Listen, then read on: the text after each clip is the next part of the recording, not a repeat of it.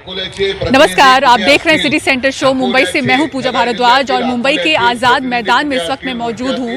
वही आज़ाद मैदान जहां सुबह से तस्वीरें कुछ वैसी नजर आ रही थी जैसे दिल्ली की सरहदों पर आप देखते आ रहे हैं। करीब 2 महीने से कृषि कानूनों के खिलाफ जो किसान आंदोलन कर रहे हैं उनके समर्थन में महाराष्ट्र के 21 जिलों से करीब 15,000 जो किसान हैं वो मुंबई के आज़ाद मैदान पहुंचे। यहाँ पर मोर्चा हुआ।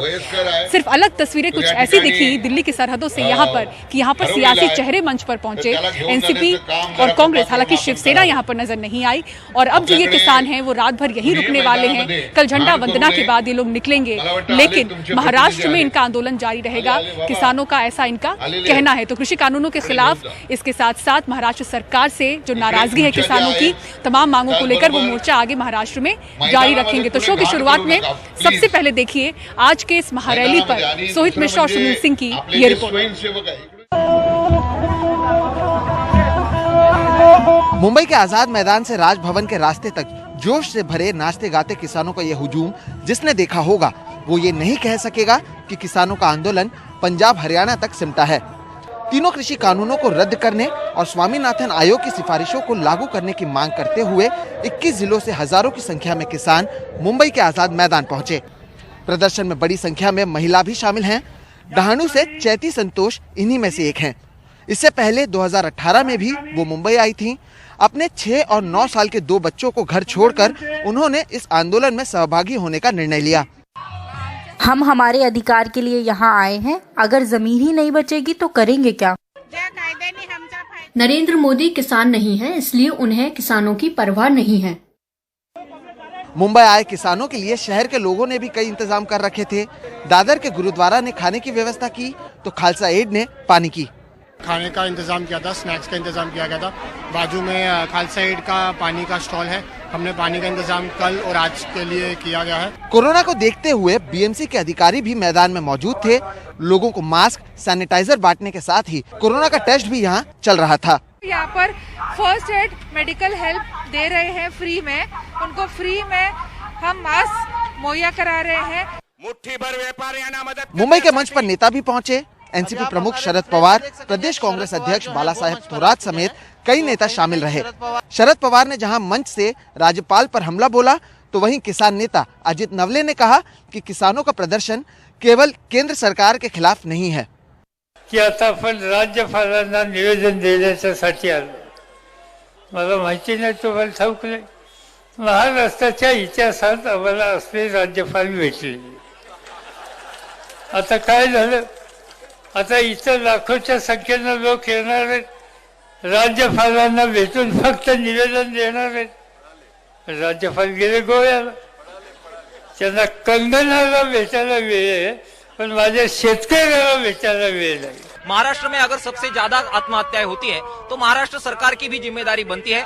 हमारे किसान सभा की कमिटमेंट किसानों के साथ है, इसीलिए वो हमारे आज साथ है। उसके बावजूद भी महाराष्ट्र के जमीन के जो मुद्दे हैं, फॉरेस्ट राइट इम्प्लीमेंटेशन का मुद्दा है, देवस्थान जमीन का मुद्दा है, वो भी हम उठाएंगे और उनको अपील करेंगे कि वो सुलझाए। आंदोलनकारियों के एक शिष्टमंडल को राजभवन जाकर राज्यपाल को ज्ञापन सौंपना था, लेकिन राज्यपाल मुंबई में नहीं थे, जिसके बाद आंदोलनकारियों ने ज्ञापन को फाड़कर अपनी नाराजगी जताई।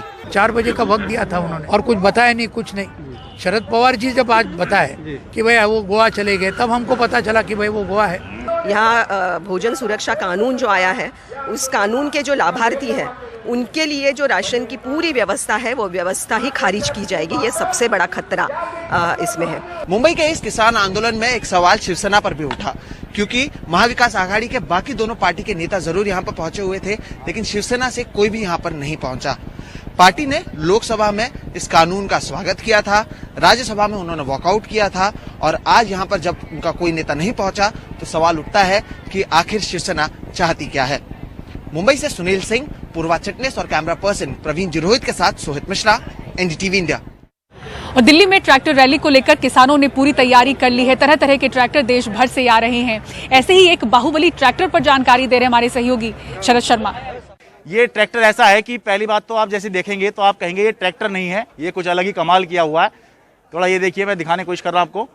इसमें पहली बात तो जो पहली नज़र में दिखाई देता है वो ये है कि हर चीज़ 2-2 हैं। आगे के टायर जो दिखाई दे रहे हैं ये भी 2 हैं, ये साइलेंसर जो हैं जो लगे होते हैं आमतौर पर ट्रैक्टर में वो एक ही होता है, इसमें दो लगे हुए हैं।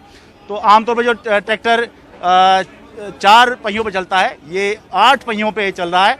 एक तरह से पूरा लग्जरी ये ट्रैक्टर बनाया गया है। और 26 जनवरी की जब ट्रैक्टर परेड दिल्ली के अंदर होगी तो उसमें ये ट्रैक्टर जो है ये लीड करेगा, सबसे आगे चलने वाले ट्रैक्टरों में ये होगा। ये बालक लगा हुआ है फोटो खिंचवाने में, ये देखिए कितने सारे हॉर्न हैं। जब ये हॉर्न बजाएंगे दिल्ली की सड़कों पर तो अच्छी खासी पब्लिसिटी होगी। और अब देखिए ये तो है आगे का हिस्सा, जो ट्रैक्टर देखिए 2 टायर पीछे भी लगे हुए हैं। और ये देखिए एक तरह से एग्जीक्यूटिव क्लास, या जैसे आप वॉल्वो वगैरह में जैसे बसों में आप ट्रैवल करते हैं तो पीछे ट्रॉली के तौर पर इन्होंने यहाँ पर ये जोड़ा है कि ये देखिए जरा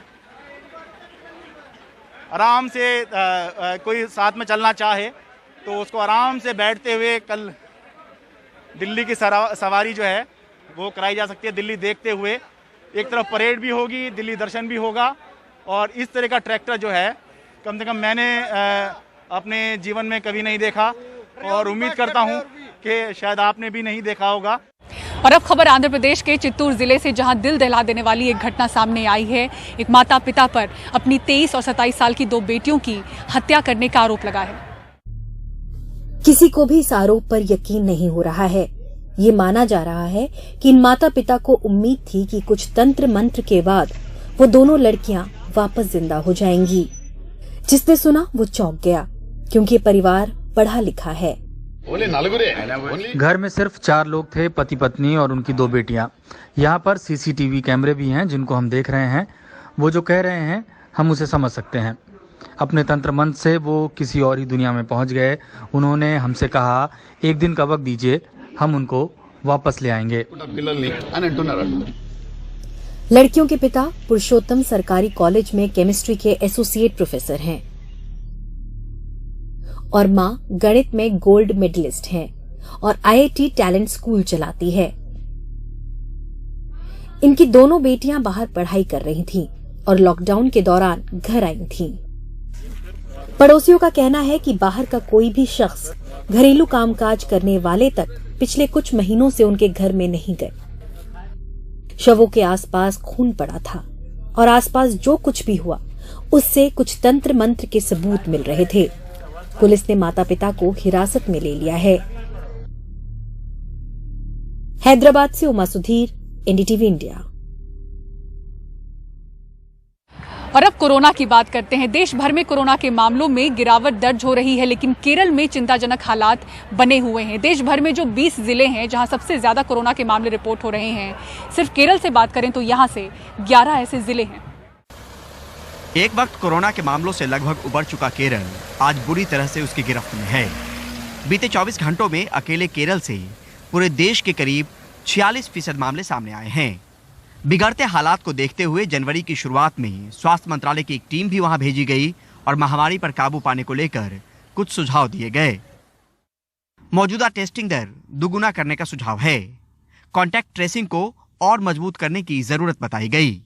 हर मामले में करीब 10 कॉन्टैक्ट ट्रेसिंग होनी चाहिए, मगर केरल में 2 कॉन्टैक्ट ट्रेसिंग भी ठीक से नहीं की जा रही।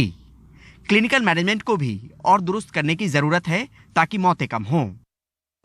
केरल के सबसे ज्यादा प्रभावित 11 जिलों में मुख्य तौर पर मल्लापुरम, कोझिकोड, एर्नाकुलम, तिरुवनंतपुरम, कोट्टायम, एलेप्पी, पथनमथिट्टा आदि शामिल हैं।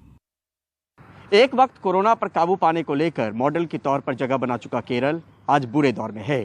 स्वास्थ्य मंत्रालय के सूत्रों की माने तो दिए गए सुझावों को अमल में लाने को लेकर राज्य की उदासीनता और ज्यादा चिंता बढ़ा रही है। महामारी से जंग लंबी है और इसमें किसी तरह की कोताही भारी पड़ सकती है। नई दिल्ली से Parimal Kumar, NDTV India. Corona से जंग में स्वास्थ्यकर्मी लगातार डटे रहे और अब वैक्सीन की जब बात आई है तो सबसे पहले उन्हें ही टीका दिया जा रहा है। लेकिन कई ऐसे स्वास्थ्यकर्मी हैं जो थोड़ा रुककर बाद में टीका लेना चाहते हैं। लेकिन महाराष्ट्र से अब खबर है कि उन पर टीका के लिए दबाव बनाया जा रहा है। देखिए पूरी खबर। क्या स्वास्थ्य कर्मियों पर टीके के लिए दबाव बनाया जा रहा है? अमरावती में सरकारी स्वास्थ्य कर्मियों के एक व्हाट्सएप ग्रुप पर मराठी में भेजा गया ये संदेश चर्चा में है। कृपया ध्यान दें, आज हर एक स्टाफ को कोविड वैक्सीन लेना अनिवार्य है। जो स्टाफ वैक्सीन लेने से मना करेगा उनको काम से निकाल दिया जाएगा। तुरंत इंचार्ज सिस्टर से संपर्क करें। संपर्क नहीं किया तो हम ऐसा समझेंगे कि आपको काम की जरूरत नहीं। आदेश अनुसार।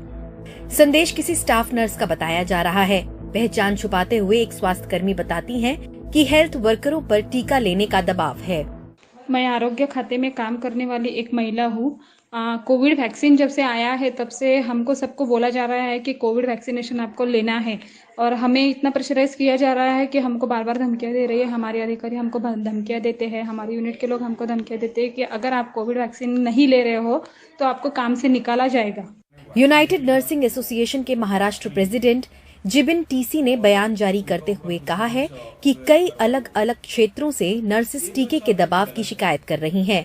अभी हमारा पास कॉल आया, अभी जितना भी नर्सेस है हमारे पास एक ही खबर पहुंचाया है, उनको उनका जो हॉस्पिटल में उनको अधिकारी लोगों ने प्रेशराइज किया जो वैक्सीन लेने के लिए। एक्चुअली उनको ये कहा गया अगर आप लोगों ने वैक्सीन नहीं लिया तो उनके ऊपर एक्शन लेंगे और उनका ऊपर कुछ ना कुछ फिर कार्रवाई होगा। ये जो चल रही है गलत है।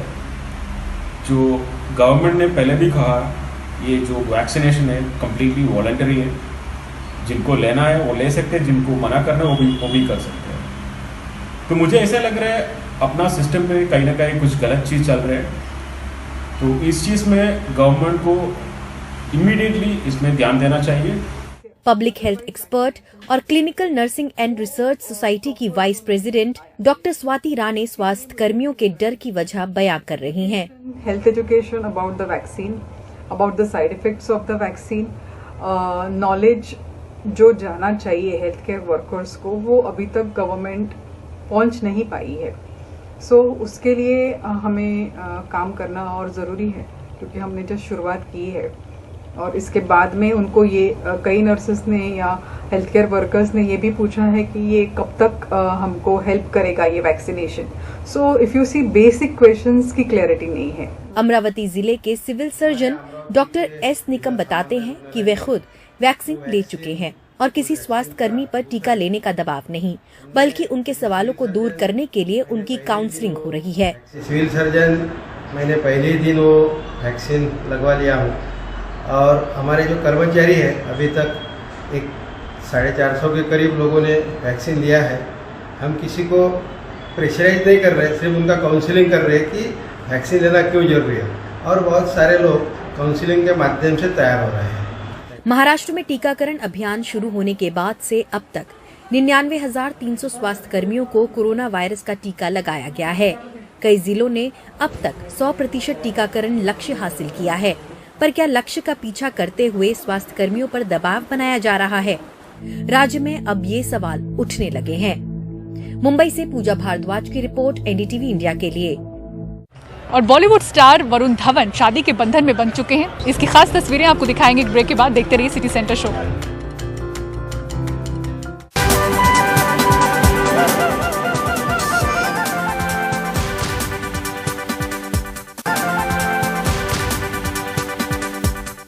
और बॉलीवुड स्टार वरुण धवन अपनी करीबी दोस्त नताशा दलाल के साथ शादी के बंधन में बंध चुके हैं।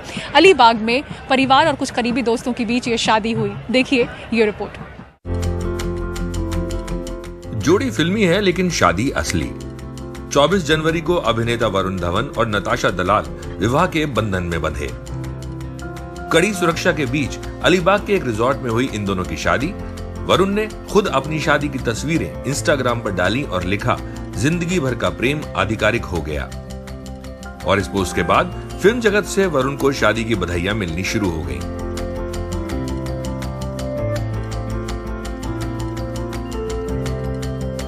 वरुण की शादी 2020 में होने वाली थी, लेकिन खलनायक बनकर आ गया कोविड। शादी भी टली और जश्न भी छोटा हो गया।